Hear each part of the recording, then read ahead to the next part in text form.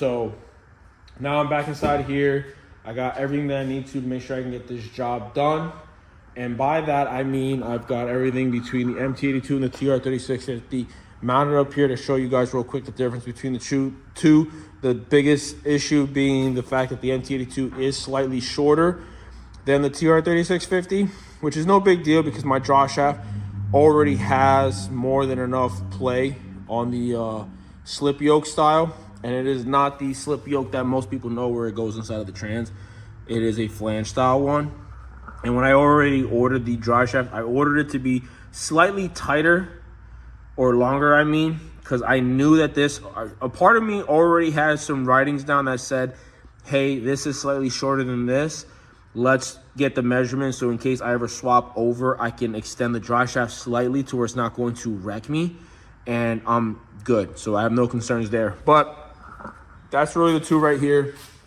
Some minor differences is really stuff like the input shaft on the TR is a 10 spline and this is a 23 spline, which is probably the biggest difference, honestly. This is a lot stronger than the common TR 3650 10 splines that break. You can swap these out to I think it's a 26 spline whenever you overhaul these, but I'm not worried about this trans. But with that, I have my brand new McLeod Super Straight. For this setup, I've got my brand new clutch master cylinder sitting in that box right there. Good thing I bought a spare. I thought I didn't, but really happy that I picked up a spare just in case. Some other goodies that I ended up getting was this MGW shifter. I am beyond stoked. So a huge shout out to them in this video because I promised them that I'd give them this shout out. Not like they need it. This company is already a phenomenal company to start out with. They literally give you everything you need between the shifter assembly. This is the whole housing here, the linkage, the mounting brackets, everything, depending on what you're doing. And I've used their products so many times between Camaros, Corvettes, Mustangs.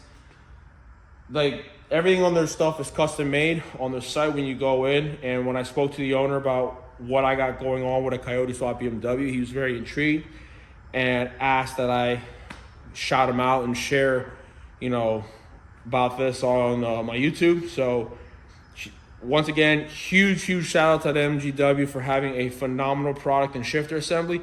They made this swap to the MT82 much easier, and I'll go over exactly what I mean once it's all inside, and you guys will see why. So real quick, while I'm underneath here as I'm putting everything back on, I went ahead and picked up this billet trigger wheel from MMR. Not that I had any problems with the factory one, but these factory ones have been prone. As you can see, it is kind of pretty beat up. Some of the stuff from the ARP flywheel bolts, a little bit of the grease that come out, which isn't a problem. But apparently these things, once you get into higher RPM, they have been known to have misfires at higher RPMs. And most of the time I am seeing really high RPMs with this, especially after I get this tuned and get closer to like the $8,000 mark. And MMR has proven to reach up to 10,000 RPMs and have no problems whatsoever. Not something that I really wanted, but I figured I figured once I had everything out, I would just throw this in and have this already in, because I really don't plan on trying to take this back apart in the future. Well, not in the near future. So we went ahead and picked this up to throw this in, got everything all cleaned up. Now we're gonna get the flywheel on here, get it nice and torqued, and get it ready to go. So there we got the McLeod clutch and flywheel all bolted up and torqued onto the engine. Now the next thing we got to do is get this somehow, find a way to get this to slide underneath here without me having to scrape the hell out of the ground, maybe put it on my other creeper and slide it over, and then I'm going to have to manhandle it and throw it on. Wasn't really planning on going to the gym today, so this is my next way of working out, but let's see if we can get it up, get it on, get everything lined up. Gotta find a way to get the trans jack on here. And find out how I'm gonna get these two bolts in. If I either wanna just, it sounds really sketchy just to put these three in and then the two over here, and then hopefully it works. I really should put those two up there, but was really trying to find a way, you know, forbid I ever have to take this trans back out, I don't have to do the thing of cradling the engine tilting it down and doing all this other stuff to get it to work. But we'll see right now.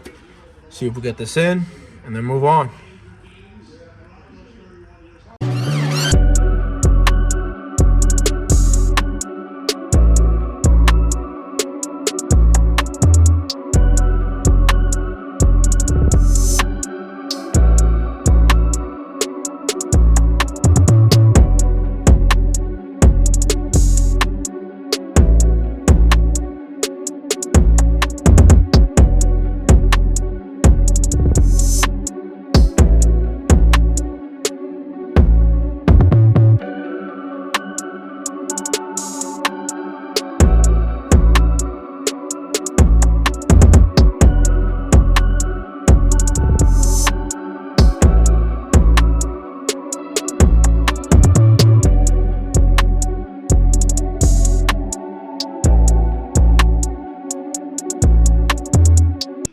So, trans is in.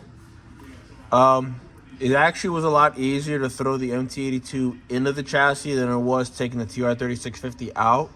Like I said before, there were some differences between the two, but the one that stood out was the bell housings were different in some ways. The MT82 is a little bit more compact, so it made getting past the headers on the downpipe portions of them made it a lot easier getting through, and then getting inside of the chassis. It was a little bit of a pain trying to get it lined up and into the engine. There was a lot of struggles, as you saw, but I got it up. It's a little up in the tunnel, so I gotta find out what I'm gonna do. Hopefully, the MGW shifter bracket that mounts to this point right here isn't going to have some interference. If there is, I'm gonna have to definitely hammer this out, which is no biggie. I can definitely work with that. But that's the least of my worries. I believe after I get it past that, I'll be fine. I was able to get the drive shaft on. Obviously, extended a little bit more than I wanted to. So what I'm going to do is, it looks like it works, but what I'm going to try to see if I can go ahead and maybe take this flange that was originally on this drive shaft that bolted up perfectly on the TR3650, sorry. I'm going to see if there's someone out there that maybe has an adapter that goes to the MT82 on this flange portion and allows me to bolt up the pretty much allows me to just bolt the flange on there, kind of space it out and bring this in a little bit more, kind of compact this back inside of the drive shaft, and I can put the old flange back on. Maybe this will eat up some of this extension here. That's a little, personally, I think this is a little more than I expected. It works. There's a little bit of play.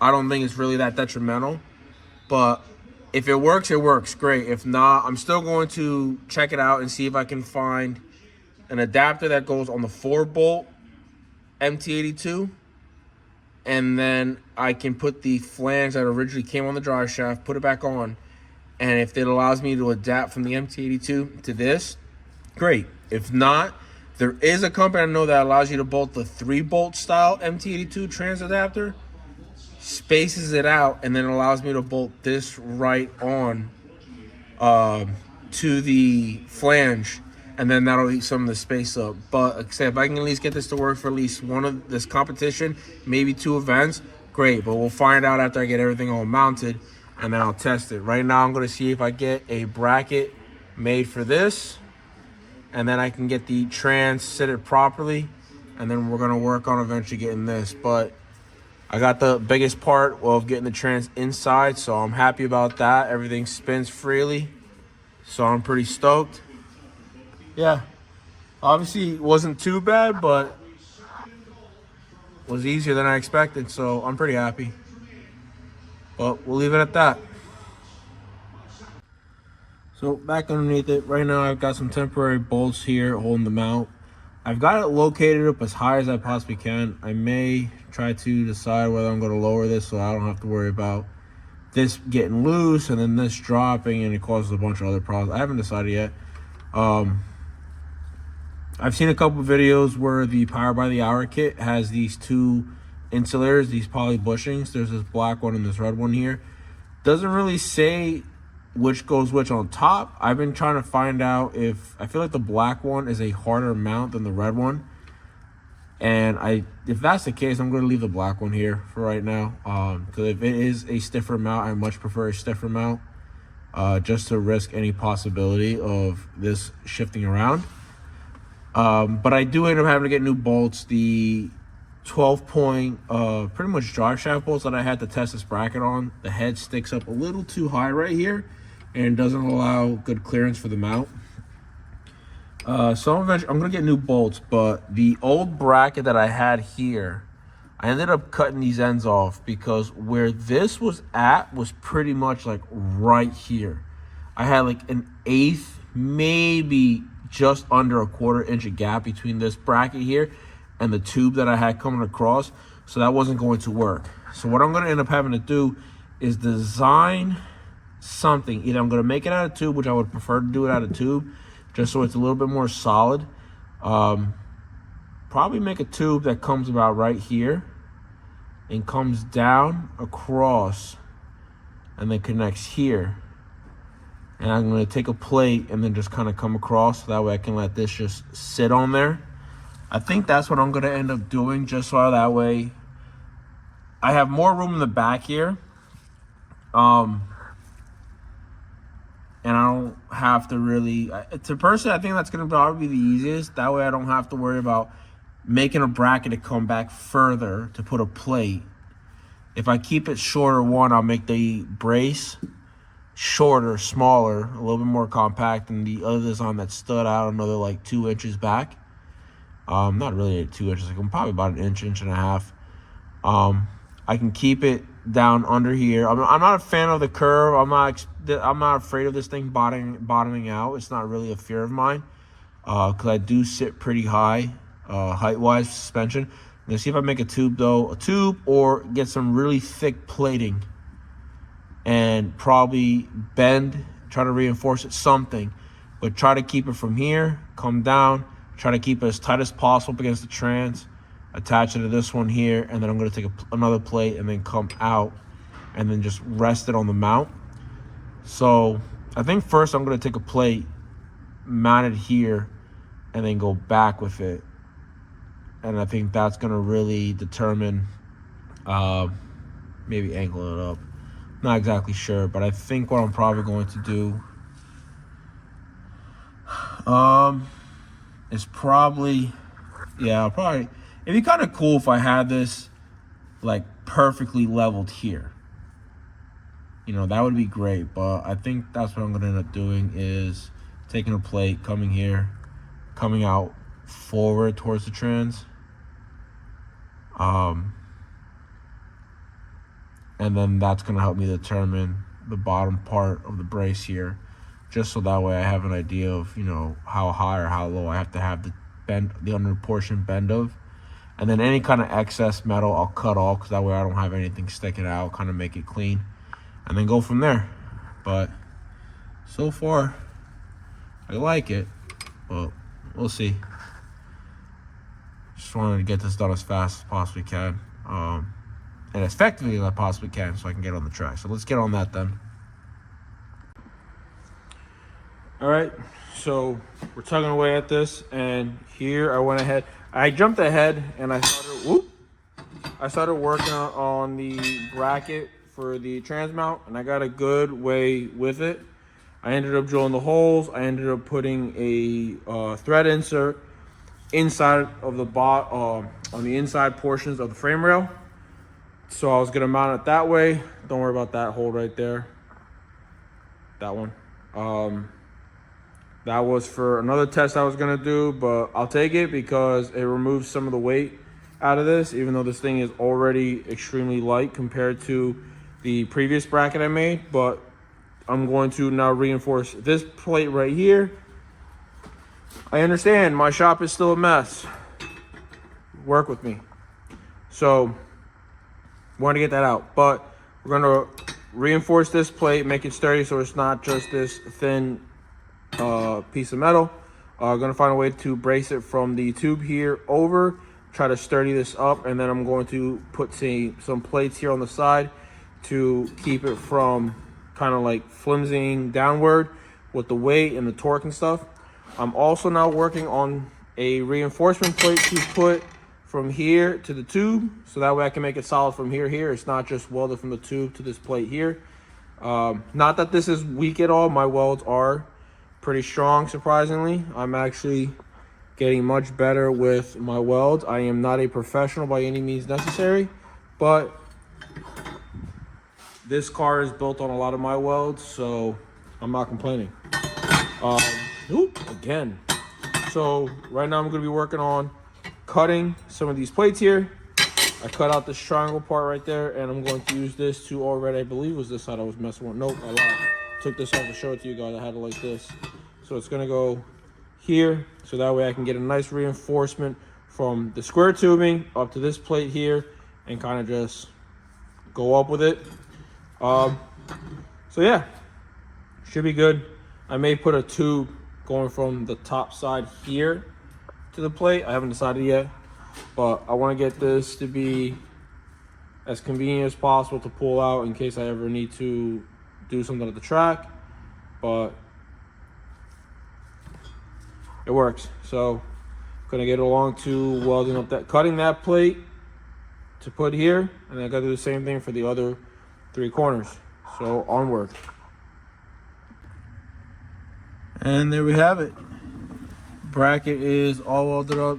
Sorry I didn't get a chance to show everybody everything as I was welding everything up and getting everything all together, but the bracket is here. I did add the reinforcement plate. I did add another plate underneath here, welded it. I'm gonna clean off these edges, grind them away. I'm probably gonna do a small plate here, like a little triangle that fits in this pocket, seal this off, make it real sturdy all the way through, just so that way there's no weak point whatsoever. I mean, granted, that is going to be pretty sturdy, but just to cover ourselves, I'm going to make sure that that is closed. I welded a bracket, just one on each side on the back sides. I did not do one on the front, but I probably will. Right now, I'm not going to. I just want to get this on here so that way I could, you know, let the trans fall on it as the trans jack is down. Let the trans fall, let it sit, hold it the way it is. It's not moving at all right now, so I'm really stoked.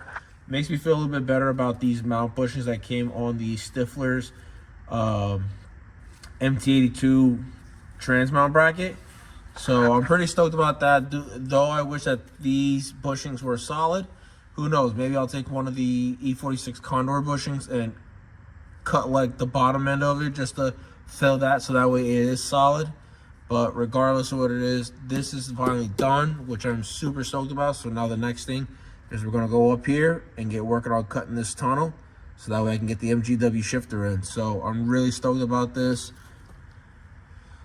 The best part about this is that this is super light compared to the other bracket where I had mounting here on the original E46 mounting hole locations that come on the stock transmount bracket, where I had bars coming across and then coming back around. But the MT82 mounts differently, and then I feel like this is just cleaner. It clears up a lot of room here underneath the trans. I don't have brackets running around. It's lighter.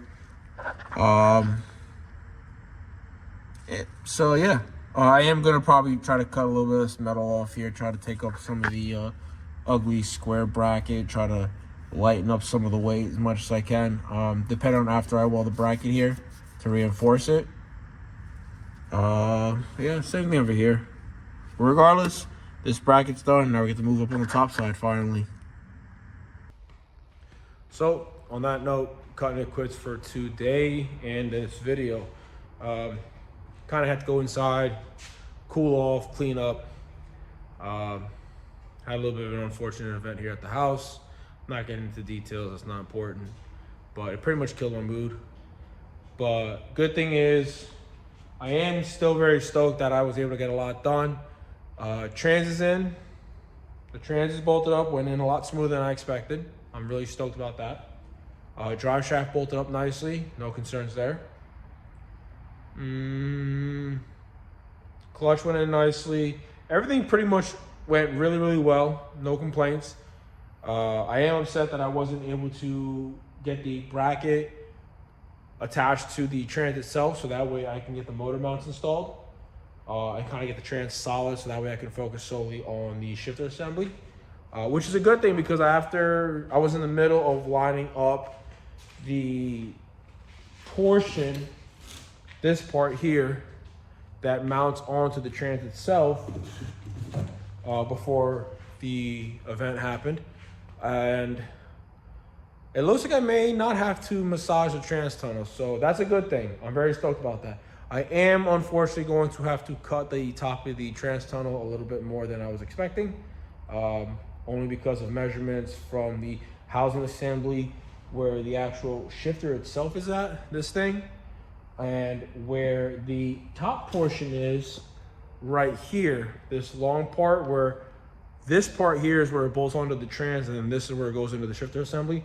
This part here may be a little, I think it was higher than I was expecting. So it may be right there at the trans tunnel where I may have to do a little bit of cutting. It's fine because that part's solid. That's not the part that moves, which is a good thing. The part that moves is the piece below it where the shifter goes, or where the linkage goes into. So not too bad. I have all the metal measured out for that I need to cut and bend to get it to sit on top of the tunnel. So I'm pretty stoked about that. But I mean, that's really just it. Then hopefully I can have that in, get everything spinning, and then hopefully have this moving. But we'll see how it goes. I'm waiting for my handbrake, my new one, to come in, so that way I can kind of relocate the handbrake where I really wanted to. There was nothing wrong with the handbrake that I had. It just was more on the passenger side than it was closer to the driver, so I had to extend out a little bit. And by extend, I mean I had to reach out a little bit further than I'd like to. But I got a new handbrake coming in. I'm really excited for that. And I mean, that should be pretty much it. Besides that, I don't think I really have anything else to worry about. So I'm gonna leave it on that, and I'll catch you guys later. And hopefully I get a chance to see you guys in the next video. But calling it quits for that, and try to get some rest. I gotta go back to work. So, yeah. All right, thanks for watching, you guys. Y'all take care.